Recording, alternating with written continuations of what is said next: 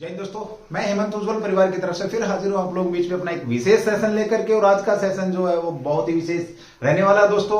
और अगर आपको लगता है कि आप लोगों के लिए विशेष जानकारी थी तो एक बार सेशन को शेयर जरूर करेंगे। ये 15 से 20 मिनट का सेशन है, इसको एक बार स्किप नहीं करेंगे। बहुत सारी जानकारी आपको बेहतरीन तरीके की यहाँ पर मैं दे करके जाने वाला हूं। तो चलिए दोस्तों, बात करते हैं आज का जो सेशन रहने वाला है। जैसा कि आप सब लोगों को पता है, आप देख भी पा रहे हैं, दिनांक 23 दिसंबर 2023 यूपी उत्तर प्रदेश का एक लेटर, उत्तर प्रदेश सरकार की तरफ से एक लेटर निकाला गया था, जिस लेटर के अंदर बम्पर आपका मैं बात करूं वैकेंसियां दी गई हैं यूपी पुलिस की। जैसा कि चर्चा में है, ये चीजें सारी आपको थोड़ा बहुत पता भी लग गया होगा। हम यहां पर बात करेंगे कि किस प्रकार से उसके अंदर आपका डाला गया है, सिलेबस डाला गया है, किस प्रकार से उसके अंदर आपने तैयारी करनी है, किस प्रकार से उसके अंदर फॉर्म भरते वक्त ध्यान में रखने वाली जो बातें हैं वो सारी मैं आपको अपने तरीके से बता करके जाने वाला हूं। तो चलिए दोस्तों, फिर दोबारा से मेरी रिक्वेस्ट ये रहने वाली है कि आप एक बार सेशन को शेयर जरूर करेंगे। अगर आपको लगता है कि हाँ वाकई में सेशन अच्छा है तो एक बार इसको शेयर करने का कष्ट करेंगे भाई। चलिए देखिए, बात करें हम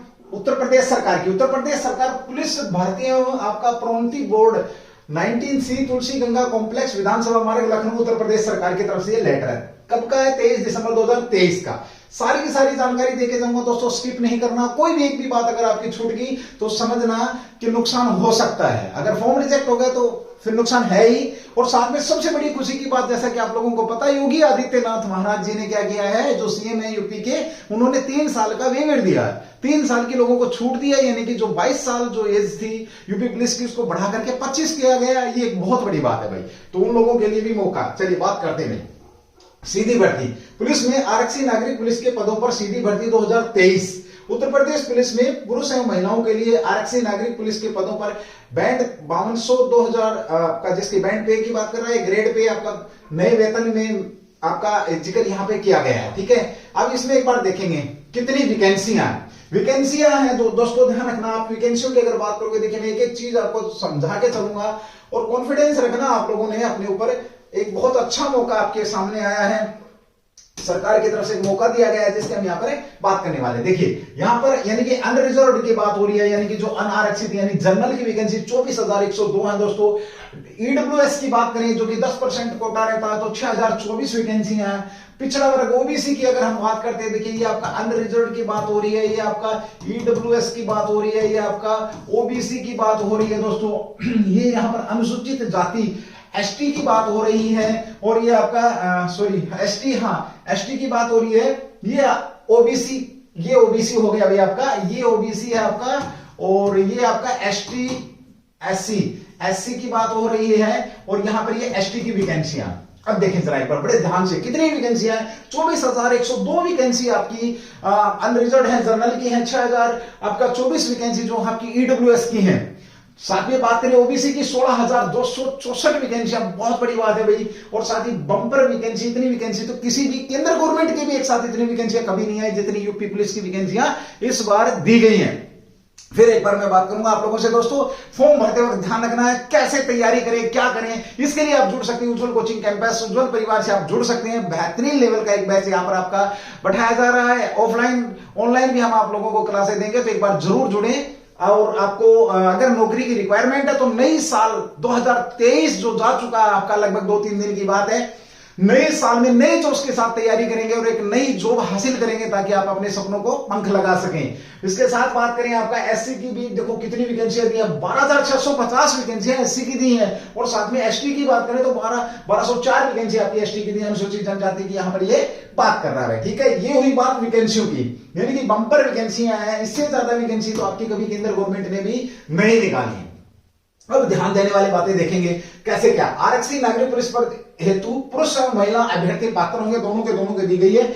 यहां पे क्या दिया गया, देखिए ऑनलाइन आवेदन करेंगे आप भाई। कैसा ऑनलाइन आवेदन होगा, ये ध्यान रखना है। ऑनलाइन आवेदन शुल्क जमा प्रारंभ होने की तिथि 27/12 यानी कि कल से आपका प्रारंभ हो चुका है दोस्तों। 27/12/2023 से शुरू हो चुके हैं। आवेदन जमा कराने की अंतिम तिथि 16/1/24। साइट का भरोसा नहीं है कब बिजी हो जाए, इसलिए मित्रों समय रहते ही शुरू कर देना। आज आपका दिन जा चुका है, 1-2 दिन जा चुके हैं आपके, दूसरे दिन में कुछ घंटे बाकी होंगे। शुल्क समायोजन आवेदन संशोधन की अंतिम तिथि यानी कि अमेंडमेंट जो है आप वो कब तक कर सकते हैं? 18/1/2024 तक बदलाव आप यहां तक कर सकते हैं। इसकी अगर हम बात करते हैं तो अंतिम तिथि कह सकते हो इसकी, और प्रारंभ आपका हो ही चुका है 27 तारीख से भाई, ठीक है। 27 तारीख से ये फॉर्म आपके भरे जाने शुरू हो चुके हैं मित्रों। चलिए शाबाश भाई, जो भी लोग नौकरी के इच्छुक हैं वो जुड़ सकते हैं भाई, पता लगा सकते हैं कि क्या कुछ है। आप कभी भी नोटिफिकेशन नहीं पढ़ते हैं ढंग से, कभी भी आप उन चीजों को नहीं पढ़ते जो उसके अंदर लिखी गई है, फिर बाद में कभी आपकी फोटो को लेकर के इशू, कभी आपकी फीस जमा ना होने का इशू, बहुत सारे इशू हो जाते हैं जिसके बाद आपका मौका निकल जाता है और एक जॉब आपके हाथ से निकल जाती है। इसलिए कभी भी फॉर्म भरने वाले पे भरोसा नहीं करेंगे जो केवल 60 रुपए, 100 रुपए या 200 रुपए के लिए काम कर रहा है आपके लिए। जब आप अपनी पूरी 2 करोड़ या 3 करोड़ के लिए काम कर रहे हो, उस जॉब की तैयारी कर रहे हैं, पूरी लाइफ में मान लिया 2.5-3 करोड़ रुपए आपने उससे तनख्वाह ली, उसके लिए तैयारी कर रहे हैं, तो कम से कम आप उस भाई या बहन के पास बैठिए जो फॉर्म भर रहा है और देखिए बड़े ध्यान से, क्योंकि वो आपसे ज्यादा तेज नहीं है, वो आपसे ज्यादा तेज नहीं है, क्योंकि आप अपनी लाइफ के लिए तेज नहीं हो सकते तो वो 200 रुपए के लिए कैसे तेज हो सकता है। हम उसे ब्लेम नहीं कर सकते हैं, हालांकि वो चाह करके गलती नहीं, वो कभी गलती जानबूझ करके नहीं करते हैं वो लोग, बट उनसे होती है तो आप बराबर में बैठ करके फॉर्म को अप्लाई जरूर करेंगे और छोटी छोटी बातों का ध्यान जरूर रखेंगे भाई। शुल्क कितना? 400 रुपए भाई, मात्र कितना दिया गया आपका? 400 रुपए। शर्तों की बात करेंगे तो भारत का नागरिक होना चाहिए, शरणार्थी, निवासी, ये पूरी बातें आप देख सकते हैं। भारतीय उद्भव व्यक्ति हो, जिसमें भारत में ये कोई चीजें आपने ज्यादा आपके लिए विशेष रहेंगे नहीं, क्योंकि हम भारत के नागरिक ही हैं। ऐसा अभ्यर्थी जिनके मामले में पात्रता का प्रमाण पत्र आवश्यक है किंतु वह न तो जारी किया गया हो और न ही देने से इनकार किया गया हो, किसी परीक्षा में सम्मिलित किया जा सकता है, उसे इस शर्त पर अंतिम रूप से नियुक्ति भी किया जा सकता है। ये अपनी तरफ से दे रहा है भाई। शैक्षिक अर्हता, ये बहुत बढ़िया क्वेश्चन आपका भाई। यहां पे पूछा जा सकता है सर किस है, तो बोर्ड द्वारा 10वीं और 12वीं कक्षा उत्तीर्ण या सरकार द्वारा मान्यता प्राप्त समकक्ष अर्हता। इसका मतलब क्या होता है, यानी कि या तो 10वीं 12वीं या उसके समकक्ष उसने पढ़ाई कर रखी हो। कुल मिलाकर के आपकी अगर मैं बात करूं यूपी और इस राजस्थान की, साथ में दिल्ली की बात करें, साथ में हम हरियाणा की बात करें, ये कुछ स्टेट हैं जो कि यूपी पुलिस की तरफ है, रुझान रहेगा इनका ज्यादातर। बाहर से वहां आंध्र प्रदेश, तमिलनाडु से आकर के तो कोई यूपी पुलिस की नौकरी के लिए तैयार होगा नहीं। गोल्डन चांस आपके पास, ऐसी बात नहीं है कि छोटा स्टेट नहीं, यूपी भी बहुत बड़ा स्टेट अपने आप में, बट फिर भी हमारे पास चांसेस हैं, हम तैयारी कर सकते हैं। चलिए, आवेदन करते समय ये शैक्षिक अर्हताएं अवश्य मतलब होनी चाहिए। इसकी आपकी अंक तालिका अथवा प्रमाण पत्र तत् समय उसके पास उपलब्ध होना चाहिए। यानी कि ये बात क्या बोल रहा है कि जब आप अप्लाई कर रहे हैं उस समय आपके पास वो चीजें होनी चाहिए जो आपकी 10th और +2 की बात ये यहाँ पर कर रहा है। ठीक है, चलिए, आवेदन पत्र में शैक्षिक अर्हताएं की यथार्थ शुद्धता समकक्षता को सिद्ध करने के लिए अभिलेखीय साक्ष्य प्रस्तुत करने का दायित्व अभ्यर्थी का होगा। मतलब ये कि जो अगर वो आप वहां पर आप जो उसको दिखा रहे हैं कि मैं 10th पास हूं, +2 पास हूं, वो आपकी जिम्मेवारी है, इनकी कोई नहीं है भी। उसके बाद अधिमान्य अर्हताएं दी है जिसका अगर हम बात करें कंप्यूटर O70 का प्रमाण पत्र प्राप्त किया हो, DOSCC, DOEACCC सोसाइटी से कंप्यूटर में O स्तर का प्रमाण पत्र किया हो, प्रदर्शित सेना में न्यूनतम 2 वर्ष की अवधि तक की सेवा की हो, या 3 राष्ट्रीय कैडेट कोर की भी प्रमाण पत्र किया हो। अगर इस प्रकार की अगर आपके पास है तो वो आपने करनी ही है, या आपने ध्यान रखना है। भर्ती के लिए आवश्यक क्या क्या, पुरुष अभ्यर्थी दिनांक 1/7, ये इंपॉर्टेंट है भैया आपका, यानी कि 1/7/2023 को 18 वर्ष की आयु प्राप्त कर ली हो।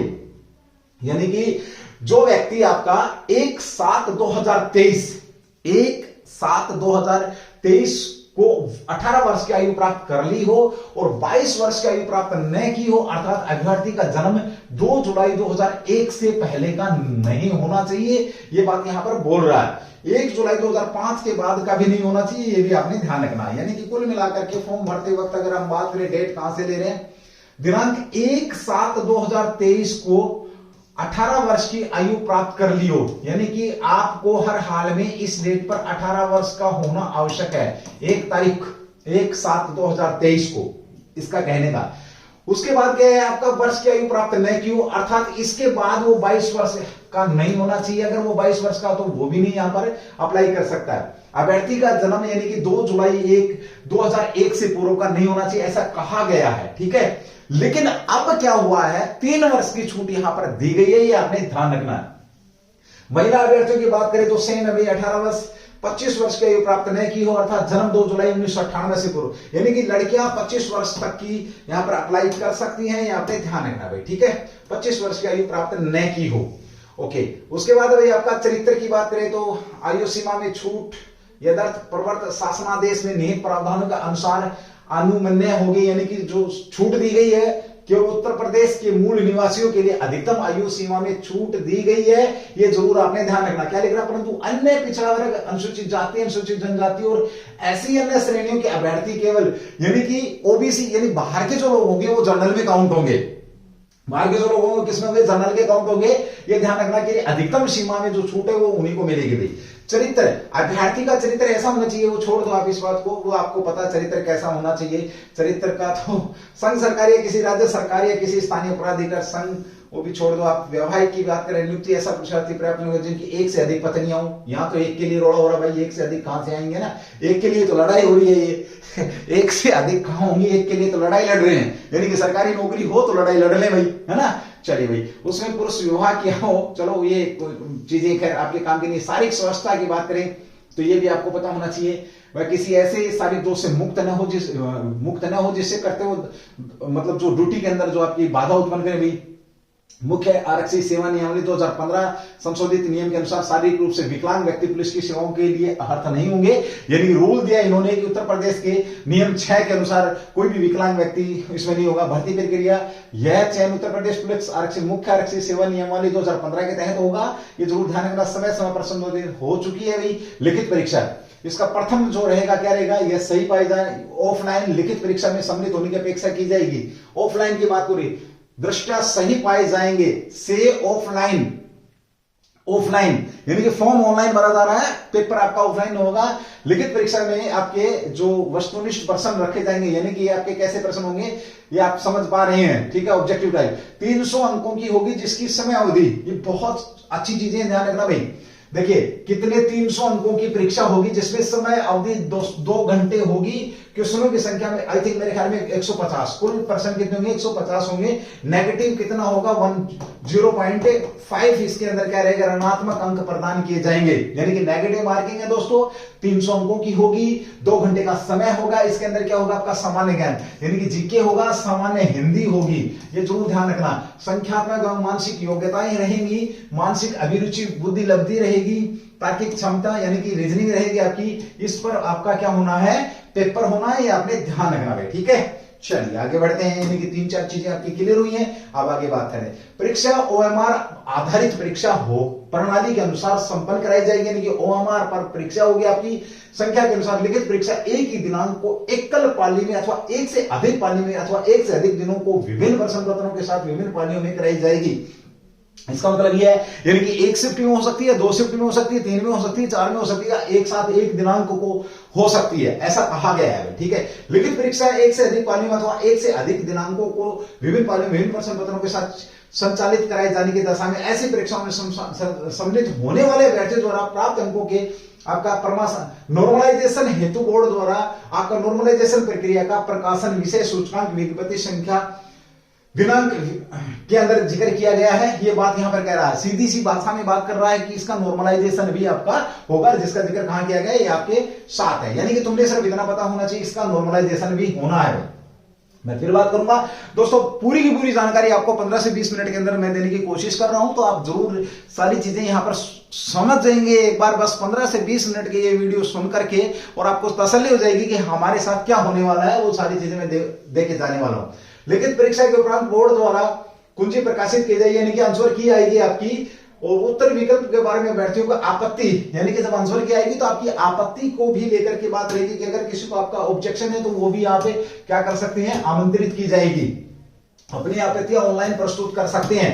यदि कोई प्रश्न उसका उत्तर विकल्प त्रुटिपूर्ण पाया जाता है, ऐसे प्रश्नों को निरस्त कर दिया जाएगा और अंकों का विवरण माध्यमिक उच्च न्यायालय इलाहाबाद में रिट याचिका पवन कुमार अग्रणी बनाम लोक सेवा आयोग में स्थापित व्यवस्था के अनुसार किया जाएगा, ये आपने ध्यान रखना, ठीक है। चलिए भाई अब बात करते हैं लिखित परीक्षा वो हमारा उत्तर हो गया भाई आपका। प्रत्येक प्रश्न के उत्तर हेतु 4 विकल्प होंगे। ये चीजें खैर आपको पता है, इन चीजों का अभिलेख है। शारीरिक मानसिक प्रशिक्षण लिखित परीक्षा में सफल पाए जाने पर अभिलेखों की संवेदनता शारीरिक मानक प्रशिक्षण में सम्मिलित होने की अपेक्षा की जाएगी। कुल रिक्तियों संख्या का दृष्टिगत रखते हुए बोर्ड द्वारा योग्यता के आधार पर राज्य की आरक्षण नीति के अनुसार इस परीक्षा के लिए बुलाए जाने वाले अभ्यर्थियों की संख्या निश्चित किया जाएगा।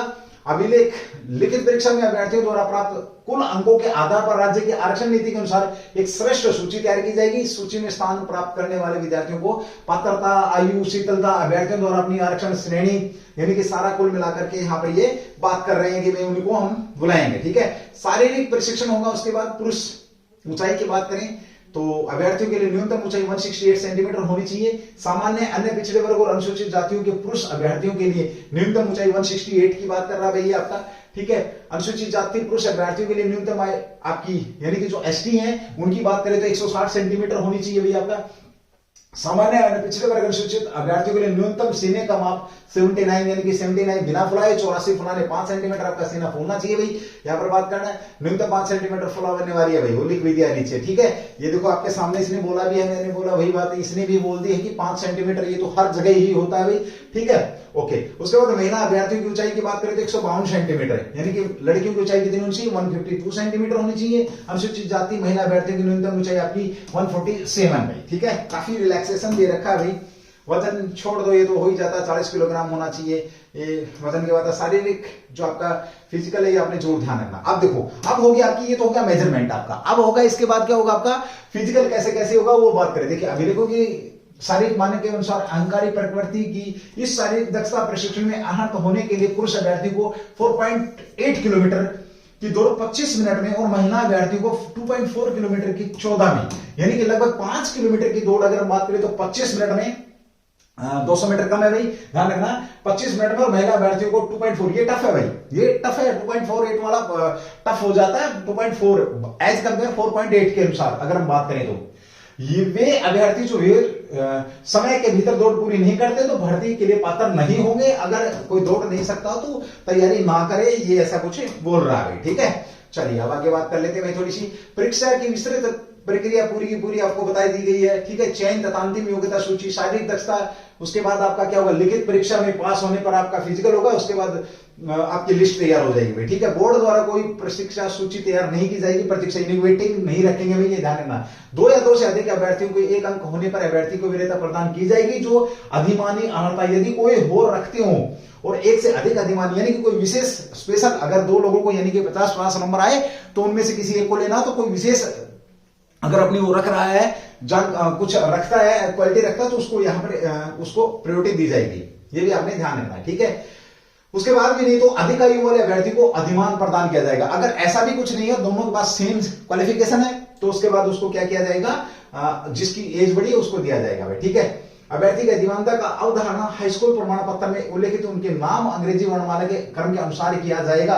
बाद में फिर एक और चीज होगी, यानी कि सब कुछ बराबर आ रहा है, आपका एज भी बराबर है, तो फिर लेटर पकड़ा जाएगा। क्या किया जाएगा, लेटर पकड़ा जाएगा कि जैसे एबीसी के हिसाब से भी, यानी कि ए वाले को पहले लिया जाएगा। आरक्षण व आयु सीमा में छूट की तो केवल उत्तर प्रदेश के मूल निवासी अभ्यर्थियों को ही छूट है, महिलाओं के लिए आरक्षण 2, ये सारी चीजें ये बोल रहा है कि भाई कैसे कैसे क्या क्या छूट है वो पूरी की पूरी उनको दे दी है। अनुसूचित जाति अनुसूचित जनजाति श्रेणियों के लिए छूट का जिक्र कर रहा है यहाँ पर, तो ये तो आप लोग समझ पा रहे होंगे। ठीक है, उसके बाद आरक्षण की बात करें तो यहाँ पे पूरी चीज इसने दे रखी, 5 वर्ष प्रमाण पत्र, ये सारी चीजें भाई तहसीलदार से होना चाहिए, ये होना चाहिए, वो होना चाहिए, छूट की बात यहाँ पर कर रहा है। तो ईडब्ल्यूएस प्रमाण पत्र कहा, ईडब्ल्यूएस में क्या लिख रही है, जिला अधिकारी शासनादेश पूरे बात कर रहा है, जिला अधिकारी सिटी मजिस्ट्रेट उप जिला के द्वारा दिया जाना चाहिए। सामूहिक प्रति की स्वतंत्रता संग्राम सेनानी भूतपूर्व सैनिकों की बात करें तो यूनिट डिस्चार्ज प्रमाण पत्र होना चाहिए। सक्षम सैनिक अधिकारी यूनिट प्रभारी स्वतंत्रता संग्राम सेनानी, पूरी की पूरी बातें कर रहा है आपका ये। ठीक है, होमगार्ड अगर है तो उसको भी छूट यहाँ पर मिल रही है। ठीक है, उसके बाद क्या लिख रहा है, हॉरिजॉन्टल रिजर्वेशन की नीति समग्र ओवरऑल क्षैतिज आरक्षण की है। भूतपूर्व सैनिकों की आयु सेना में की गई सेवा अवधि को उनकी वास्तविक आयु से घटाने पर निर्धारित आयु सीमा में 3 वर्ष से अधिक नहीं होनी चाहिए। निर्धारित आयु सीमा से 3 वर्ष से अधिक नहीं होनी चाहिए। क्या बोला इसने, भूतपूर्व सैनिकों के लिए क्या बोल रही है, यानी कि जैसे अगर कोई 15 साल नौकरी करके बाहर आया है और आज उसकी एज 35 साल है, तो 15 उसमें से कम करेगा और उसके बाद उसमें 3 ऐड हो जाएंगे, उससे ज्यादा नहीं होनी चाहिए। ठीक है, यानी कि काफी फाइट कर सकता है बंदा भी। स्वतंत्रता संग्राम सेनानी के आश्रितों को भी यहाँ पर इन्होंने छूट दी है। ठीक है, अब हमारा जो खास तौर पे है वो है जिसकी हम बात करेंगे वो आपका सिलेबस है। चलिए हम यहाँ पर बात किसकी करेंगे, अब सिलेबस की बात करेंगे। उत्तर प्रदेश सरकार का बहुत बड़ा बम्पर भाई ये आपका ऑफर है, इसको आपने करना ही करना चाहिए और तैयारी करें दोस्तों। 2024 नहीं तो फिर कभी नहीं। नौकरी इतनी ज्यादा सरकारी नौकरी मैंने तो कभी देखी ही नहीं है। किसी भी समस्या के निवारण है तो हेल्पलाइन नंबर भी दिया गया है, आप कर सकते हैं। विकल्प ऑनलाइन शुल्क भुगतान रहेगा, ये सारी चीजें यहाँ पे दी गई हैं। अब हम बात करेंगे फोटोग्राफ है हस्ताक्षर, वो आप एक बार इसको जरूर देख लेंगे नोटिफिकेशन को भी। अब टेढ़ी मेढ़ी फोटो नहीं खिंचाएंगे, आपकी जो ठोडी है वो उससे ऊपर वाला चेहरा आपका क्लियर होना चाहिए, चेहरे की छवि स्पष्ट दिखाई देनी चाहिए, चेहरे पर अत्यधिक चमक छाया नहीं होनी चाहिए। फोटो 6 महीने के भीतर का हो, सफेद या हल्के ग्रे रंग की पृष्ठभूमि में हो, यानी कि जो बैकग्राउंड है ठोडी शिखर तक साफ दिखना चाहिए। ये मुंह बंद आंखें खुली होनी चाहिए, चेहरे के दोनों किनारे साफ दिखाई देने चाहिए, यानी कि बिल्कुल सीधी होनी चाहिए। ये सारी चीजें यहाँ पर बात करने में टोपी मफलर चश्मे ये नहीं चलेंगे, ये ध्यान रखना आप लोगों ने, ठीक है। ओके, आवेदन प्रक्रिया महत्वपूर्ण बिंदुओं की बात यहाँ पे हो ही रही है। अब पास में बैठ के सारी चीजें करेंगे। अब हम यहाँ पर सिलेबस का जिक्र करेंगे। 1 मिनट में बस मैं आपको सिलेबस दिखा देता हूँ। देखिए क्या क्या सिलेबस है यहाँ पर। अगर हम बात करें तो बोर्ड का निर्णय अंतिम होगा, ये बात यहाँ पर बात हो रही है, ठीक है। लिखित परीक्षा का पाठ्यक्रम, ये मोस्ट इंपोर्टेंट है भाई आपका। 2 4 5 7 मिनट फालतू चली गई आपकी, माफी चाहूं मैं, बट ये बहुत जरूरी है भाई। देखिए यहाँ पर क्या बोल रहा है, सामान्य विज्ञान पूछ रहा है, भारत का इतिहास, भारत का संविधान, भारत की अर्थव्यवस्था, संस्कृति, कृषि, वाणिज्य, व्यापार, जनसंख्या, पर्यावरण, नगरीय, भारत का भूगोल, विश्व भूगोल, प्राकृतिक संसाधन, उत्तर प्रदेश की संस्कृति यानी कि उत्तर प्रदेश अलग से, सामाजिक प्रथाओं के संबंध में विशिष्ट जानकारी, उत्तर प्रदेश राज्य पुलिस और सामान्य प्रशासनिक व्यवस्था, मानवाधिकार, आंतरिक सुरक्षा, आतंकवाद, भारत के पड़ोसी देशों के संबंध, राष्ट्रीय तथा अंतर्राष्ट्रीय महत्व के साथ विषय, राष्ट्रीय तथा अंतर्राष्ट्रीय संगठन, विमुद्रीकरण, प्रभाव, साइबर क्राइम, वस्तु सेवा कर, जीएसटी की बात कर रहा, देश, राजधानी, मुद्राएं, महत्वपूर्ण अनुसंधान, खोज, पुस्तक, ये इसके अंदर लेखक, सोशल मीडिया, कम्युनिकेशन के बारे में यहाँ पे इसने बात करी है, ठीक है। ओके, उसके बाद बात करते हैं सामान्य हिंदी में दिया है इसने भाई, हिंदी व्याकरण, मौलिक विज्ञान, हिंदी वर्णमाला, तद्भव, क्रिया का वाक्य, उपसर्ग, प्रत्यय, संधि, ये पूरी की पूरी इसमें दे दिए हैं। 5 हिंदी भाषा में पुरस्कार, विविध बात भी हो रही भाई। संख्यात्मक और मानसिक योग्यता, न्यूमेरिकल एंड मेंटल एबिलिटी की बात हो रही है यहाँ पर, ये भी आपने ध्यान रखना। ये भी आपके बीच में सारी की सारी समय दूरी, देखिए क्या कह दिया इसने, आपका रेशियो एंड यहाँ से देखेंगे नंबर सिस्टम दिया है, सरलीकरण आपका and function, decimals and function दिया है, दशमलव, height, common factor and lowest common factor महत्व, समापवर्तक दिया है, रेशियो एंड प्रोपोर्शन दिया है, आपका प्रॉफिट एंड लॉस है, इसके अंदर डिस्काउंट है, सिंपल इंटरेस्ट है, आपका कंपाउंड इंटरेस्ट है, चक्कर, पार्टनरशिप है, भागीदारी, एवरेज टाइम एंड वर्क है, यूज ऑफ, वही चीजें हैं जो आप पढ़ते आने में, अलग से कुछ नहीं है। मानसिक योग्यता, मेंटल एबिलिटी, बात लॉजिकल डायग्राम की अगर हम बात करते हैं तो किसकी बात हो, रीजनिंग की, तो ये इसके अंदर इसने इसके साथ इसको सेट किया। मानसिक अभिरुचि, बुद्धि अभिलक्षणता, mental aptitude, IQ and reasoning, यहाँ पे एबिलिटी की बात कर रहा भाई, ये यहाँ पर आपका, ठीक है। चलिए, उसके बाद आपका तार्किक क्षमताएं हैं, ये पूरी की पूरी चीजें यहाँ पर ये आपको देके जा रहा है, ठीक है। चलिए दोस्तों, ये यहाँ पर आपका ना इसमें इंग्लिश है ना आपका इसमें बहुत सारी जनरल साइंस डाल रखी इसने जो चीजें दी हैं, भारत के साथ पड़ोसी देश, ये सारी चीजें इसने इसके अंदर दी हैं। बहुत सारी वैकेंसियां दोस्तों, आप तैयारी करें, आप अपने सिलेबस के अनुसार तैयारी करें। ऑफलाइन प्रतियोगिता रहने वाली आपकी है और बहुत जल्द आपकी ये प्रतियोगिता हो जाएगी, ये आपने जरूर ध्यान रखना। इतनी वैकेंसियां कभी नहीं निकली हैं और 3 साल की छूट विशेष तौर पे यहाँ पर योगी आदित्यनाथ जी ने यहाँ पे हमारे को दी है। तो चलिए दोस्तों, ये था एक नोटिफिकेशन आपके बीच में, और आप कोशिश करिए, खुश रहिए। नए साल में सोच के चलिए, 3 से 4 दिन बचे हैं आपके कि हमने कैसे नौकरी लेनी है। एक प्लान बनाइए, एक अच्छी जगह का चूज करिए, एक अच्छे स्टेशन का चूज करिए जहां पे आप पढ़ सकते हैं, एक अच्छे टीचर का साथ लीजिए जो आपको आपका अच्छा मार्गदर्शन कर सके, ठीक है। तो चलिए दोस्तों, ये था आपका सेशन। अगर सेशन लगता है आपको कि मेहनत हुई है तो एक बार जरूर सेशन को शेयर करेंगे, अपने सभी बहन भाइयों तक इसको पहुंचाने का कष्ट करेंगे। सो थैंक यू, जय हिंद, जय भारत, डू द बेस्ट। मैं हेमंत फिर मिलूंगा आप लोगों से दोबारा से अपना एक विशेष सेशन लेकर के। तब तक के लिए अपने शब्दों को देता हूं विराम, और 3 से 4 दिन आपके बचे हैं। हैप्पी आपका जो न्यू ईयर मेरी तरफ से एडवांस में भाई। जय हिंद, जय भारत। खुश रहिए, मस्त रहिए, व्यस्त रहिए, नौकरी के लिए कोशिश करते रहिए।